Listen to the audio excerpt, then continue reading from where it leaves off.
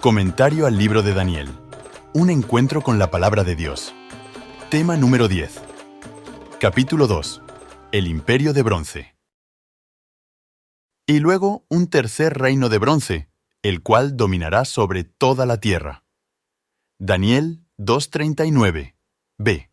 La visión del tercer reino en la profecía de Daniel, simbolizado por el bronce en la imagen, nos lleva a un imperio que dominaría vastas regiones, extendiendo su influencia más allá de las fronteras establecidas por sus predecesores.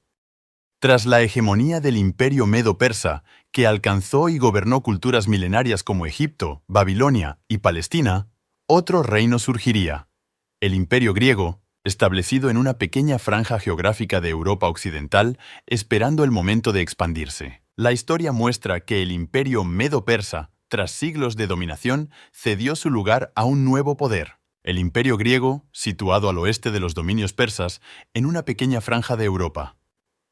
La configuración geográfica de esta región, con sus llanuras rodeadas de montañas, valles cerrados, costas recortadas por profundos golfos y un gran número de islas diversas, hizo que los pueblos griegos permanecieran políticamente fragmentados. En lugar de un solo estado unificado, surgieron las llamadas polis o ciudades-estado independientes, cada una con su propio sistema de organización política y social, y que representaba para sus habitantes el concepto de patria. Sin embargo, estas polis compartían un núcleo cultural común que las unía profundamente, basado en el uso de la lengua griega, un panteón de divinidades comunes y ciertas prácticas cotidianas que trascendían las fronteras políticas. Esta identidad cultural unificada no se transformó en una unidad política sino hasta la era helenística, en torno al año 330 a.C., cuando Alejandro Magno, el rey macedonio, logró unificar las polis griegas bajo un imperio centralizado. Con su extraordinaria visión y fuerza militar, Alejandro extendió este imperio en todas direcciones, marcando el inicio de una nueva era y del dominio griego en vastas regiones de Oriente y Occidente.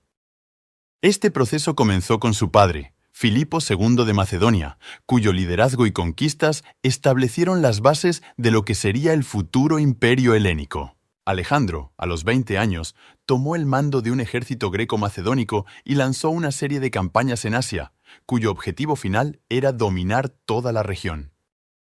En la primavera del año 334 antes de la era cristiana, con un ejército de aproximadamente 37.000 hombres, Alejandro cruzó hacia Asia Menor, dando inicio a una campaña épica y llena de victorias.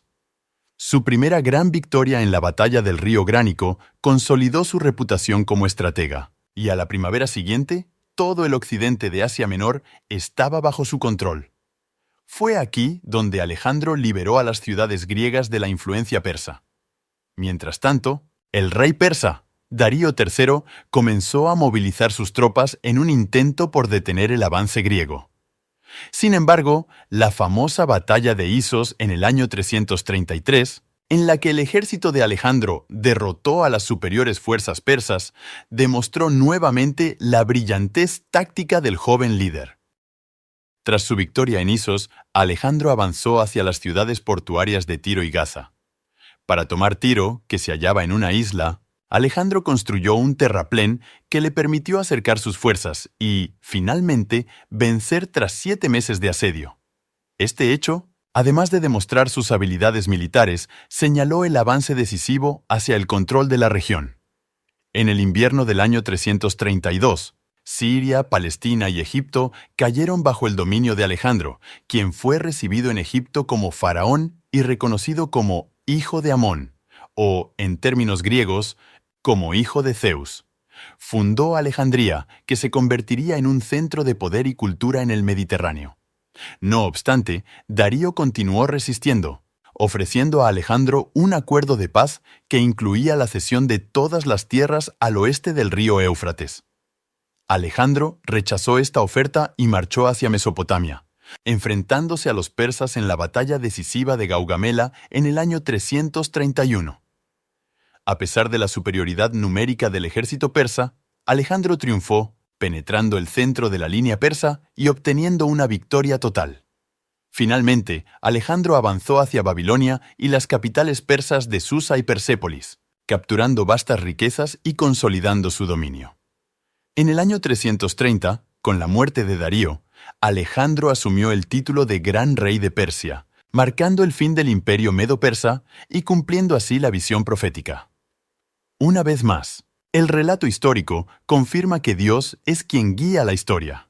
Sin embargo, la estatua del sueño de Nabucodonosor no concluye con el imperio griego. Aún deben surgir otros imperios antes de la llegada del reino eterno de Dios, que nunca tendrá fin. En nuestros próximos videos, abordaremos cómo los siguientes imperios de esta profecía fueron predichos y cómo, como los reinos de Babilonia y Medo-Persia, también caerán. No se pierdan el siguiente capítulo de esta apasionante serie, en la que exploraremos la historia y la profecía que sigue dando forma a nuestro mundo.